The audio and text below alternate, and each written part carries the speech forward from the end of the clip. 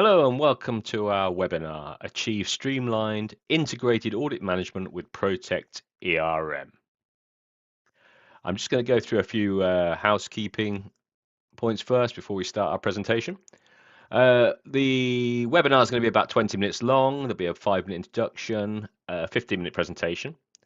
If you do have any questions throughout this webinar, please pop your questions in the go-to section in the control panel.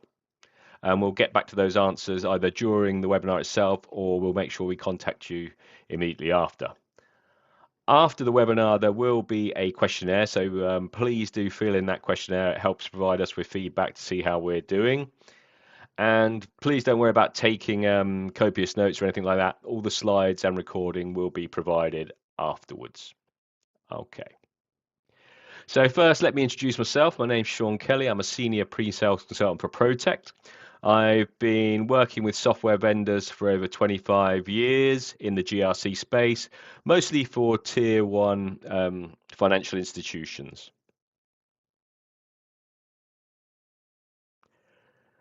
So today's presentation, we're looking at how to achieve streamlined integrated audit management with Protecht ERM. We're going to transform your audit process. We're going to take those complicated tasks and make those integrated components of your ERM strategy. So the main points we have on the side on this slide here is the single source of the truth. We're going to enable all those components of the risk life cycle to come together so we can have them in a central repository so we can report off them and record them. This is going to make us efficient and give us consistency. So within our audit processes now, we'll be able to plan and execute better. We'll also be able to bring those integrated findings together. So we're going to help drive compliance with continuous improvements with audit findings and recommendations and follow-up actions, but not just for audit and findings. Those actions relate to risk, controls, obligations, and incidents. So now we start to see how it really becomes together. And then finally, we're going to look at some comprehensive reporting, detailed, easy to understand reports that offer us real-time progress tracking. So now we have that single source of the truth. We're all talking about the same thing, and we've got that reporting level coming off the bottom end of it.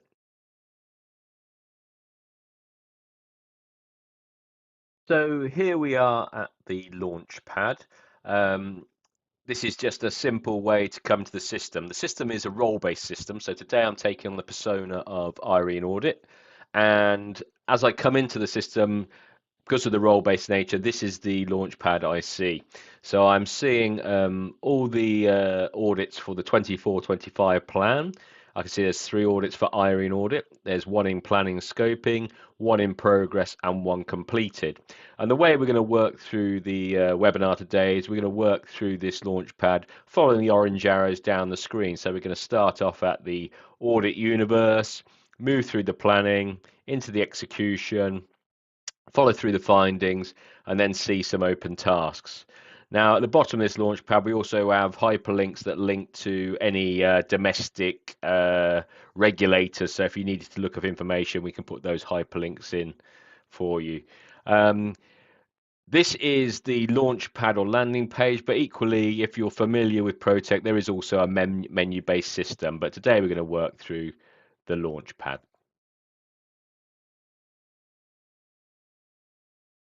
So just before we jump into the audit universe, if you currently don't have any audit management software, then Protecht can fill your needs 100%. If you already have currently processes in place, we are a very flexible tool and can be configured against those processes. So let's start off by looking at the audit universe and the universe pictorial. This is our audit universe pictorial. It's a very simple view of the audit universe. So you can see at the top we have our business units across the side, and down the left-hand side we have our risk areas. However, different firms operate in different ways. If you're based off policy or obligations or compliance areas, we can easily cater for that. So it could be, if you're in the UK domestic regulator, the FCA, it would be FCA obligations. You can also see that we can have multiple risks associated to the auditable entities. So we've got 2 auditable entities here, associated data protection and cybersecurity. And if we click through, we can actually go through directly to the planning of those records. we just step back to the Launchpad, and we can look through the universe and look at the details of the universe. So if we click in the details here, and for day, we look at the data protection and cybersecurity that we just saw on the tutorial. And what we can see is effectively at the top of the screen, we have some statuses which are there for approval or rejection of this audit record, and we'll come to those in a second. And what we can also see at the top of the screen is that we have custom access. So if your audit universe is sensitive data, it might be you're doing a whistleblowing audit, so you might want to grant exclusive access. We can grant access to users, roles, and business units. Just cancel out there. Again, we can see what our audit entity description is. Here it's the entity, and if we click on the information button, we're able to see that structure of the entity. We can move down and see the audit themes, the descriptions, and how often, what the current risk of this auditable entity is, and how often it should be audited. If we move down further, we can see how this is linked back to our strategic objectives. I just click into a strategic objectives. You're able to see our mission, purpose, and vision of that strategic objective. I'm just going to come back out of there now. Further down the page, we're able to see who are the responsible managers, the oversight, so senior management functions. And again, if I just click on the information there, I can see the particular regulator this is associated to. But you can go into and you can create your own libraries. So if we look at the chief executive here, you can see that we can add multiple regulators and the other descriptions and where he's linked to various other areas within the business.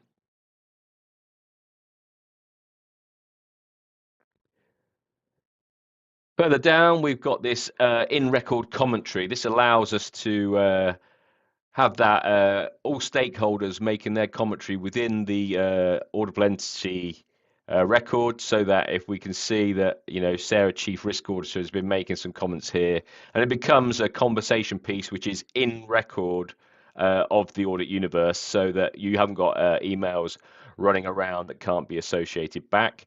And should there be certain changes required to the universe, again, we can create those actions that are associated at the bottom, and we can trace those through to closure.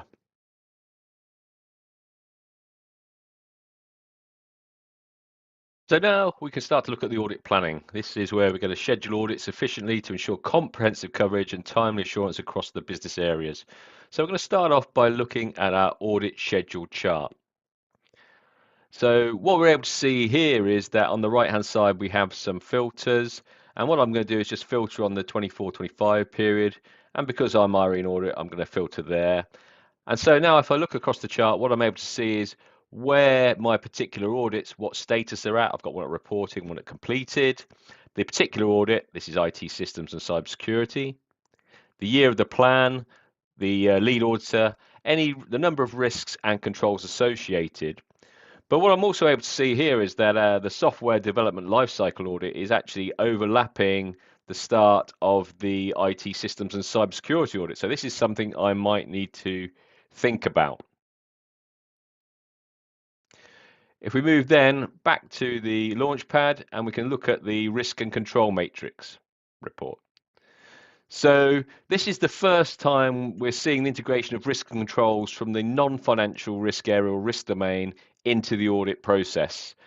We've filtered here on cybersecurity, and what it means is that actually I can see for the first time all the risks, the controls, the control descriptions, any test strategies you've used, any design or operational effectiveness, the findings that have been associated, any management agreed summary, and any actions associated with those findings. But more than that, what we can actually do is see this on year. So we can start to look at where are the hotspots for this, this audit. If we come back to the Launchpad, we can move through to the planning stage. So here we can get to see for the first time when we can actually begin to, we have the workflows to issue our plans. So once we've happy with the plan, we can actually click our workflow states and lock down the record and issue that plan. And it's the first time where we get to see also the link back to our audit universe. As we move further, we can also see the audit names, any references, and the risks and controls that are associated to this audit. And again, we could add more from our risk library if necessary. We capture that information that we can use in reporting, the particular plan, the audit type, the origin. And as we move further down the page, we can start to look at the budget associated to this audit. We can see the various milestones and their budgets associated. And within Protecht, what we have is a JavaScript capability to press the button and calculate what is our remaining budget. Towards the bottom of the page, we have some information that we can use in our reporting, such as the committees, the costs, the expected delivery quarters. And again, at the bottom of the page here, we also have that in-record editing. So to get the plan into the right state, we can have all that commentary. And then when we're happy, what we can do is come back up to our workflows, click our workflows, and lock down the record.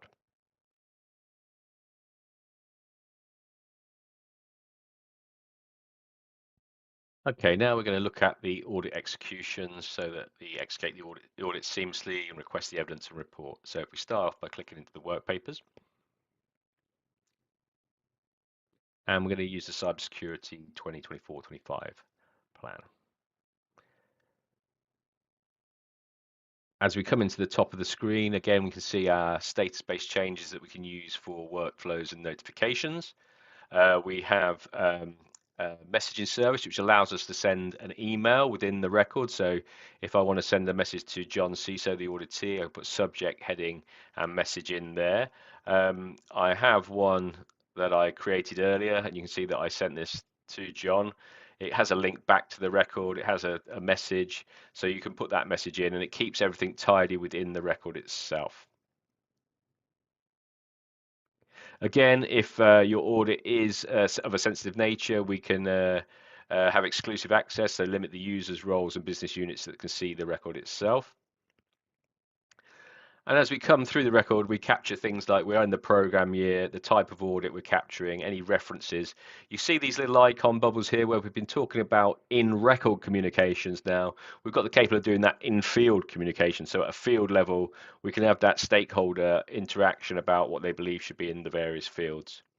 And this is one of the first times we get to see the audit universe linked to the audit plan. So we can see the link back there. As we move down the record, again, we can look at the objectives, lead auditors, roles and responsibilities, and the audit team. So within the audit team here, I see I've got 3 members. Irene's minus 82 hours, and Cody's got 130 hours. And again, Colin's got 8 hours. And I can click within those records to start to look at the capacity planning for each of those people on the team, what they've got currently on, how many annual days leave they are, and just to give me those metrics about how I can manage and resource my audits successfully.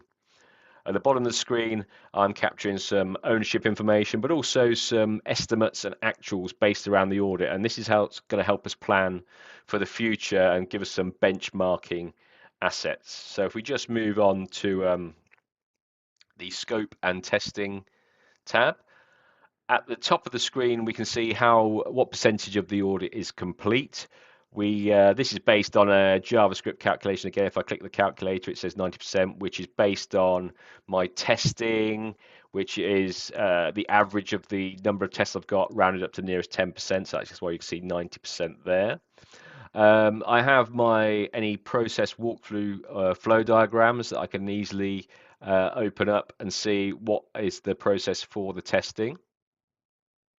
Oh God, that's quite complicated, but however, yours might be an easier walkthrough process.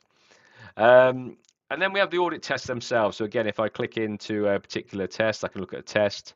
The top, I've got the status. So once that testing is complete, I can click that status and lock that record down.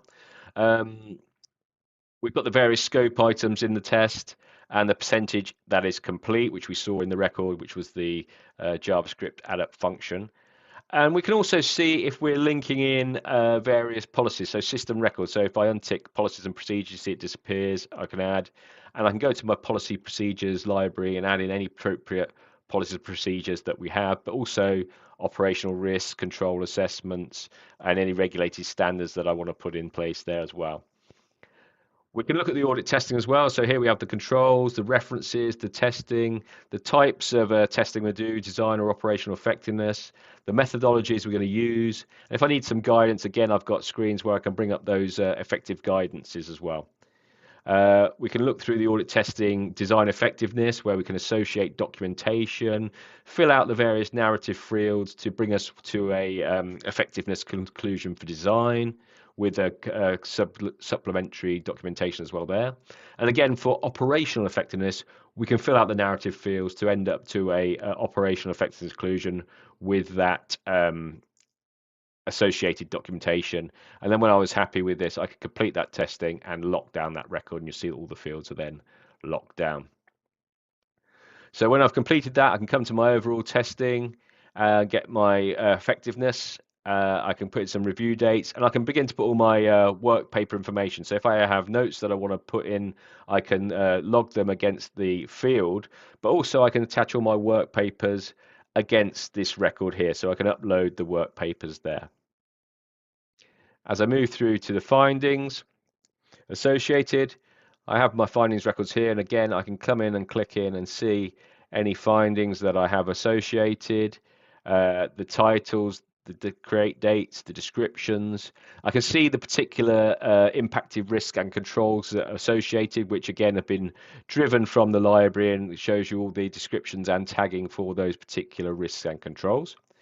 I'm picking up any other impacts or observations, recommendations, management agreement summaries, ratings, ownership information. And again, down here, we have that narrative within the finding itself that is the conversation within the record. So maybe we want to go back and ask some questions to certain people, and this can be asked within this record narrative. And we can attach those documentations that we need to for our findings as well. And should any actions be required, we can create those actions that are associated to the record and follow those through to completion.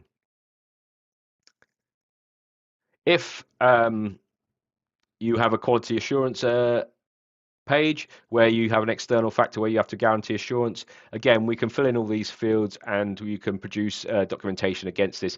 This may be something that you may or may not have. However, as I said earlier on, if you have no process, we will completely give you 100% process. If you already have a process, we will flex the tool to work with you through configuration. So for audit outcomes, I've just bumped myself to the top right hand of the screen a second.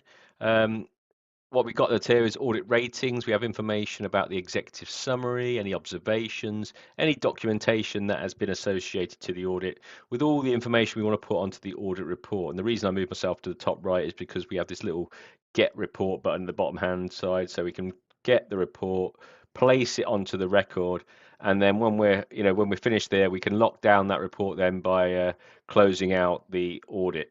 So we can see what is actually populated onto the report. We have that ownership information, the titles of the report, any findings associated, the executive summary, all the fields from the narrative that existed in the tool itself, any testings, findings, or actions associated to that.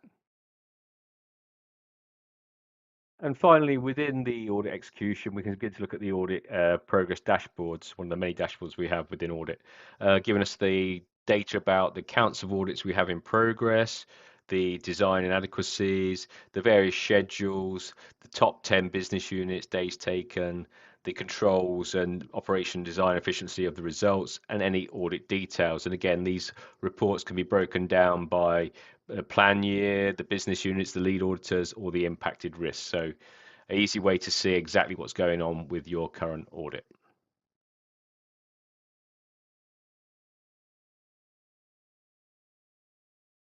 So briefly to touch on then audit findings, we have just gone through this in the work papers, but if we click through into audit findings, you'll see that actually we come through to a list of tabular records. And again, if we double click through, you'll see that we come back into the findings page that we saw a minute ago, where we've got the capability to use the workflow to close off those findings. But then within the findings themselves as well, we're able to go and look at the dashboards for findings, where we can see how many findings are open, how many are overdue, how many overdue actions. We get to see trend analysis and ratings, and again by business unit, owner, or top 10 risks. And again, we can see all the various details of the findings at again of this dashboard, and we're able to drill through back to the findings records within them. And again, these dashboards can be filtered by business unit, by owners, by status, or by rating. And they're very flexible. If you have some additional trends you'd like to put in your dashboard, please do let us know and we can pop them back in there as well.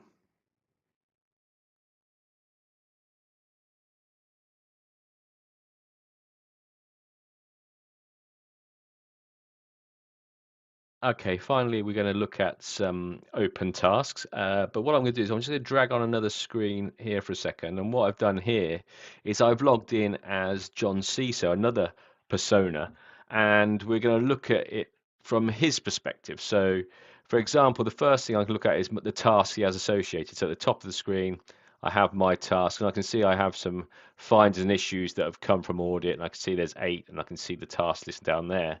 But this is the important bit that actually Protecht is encapsulating all these areas of risk to bring them together to drive a risk score so that we can use every area to promote that. So if we look at risk and control self-assessment, attestations and KRI monitoring, actions and audit findings for those improvements and incidents for that responsiveness, we can see that we're bringing all these areas together, including the audit area, which has helped driving up the risk score and stopping the possibility of risk materializing or crystallizing in your organization.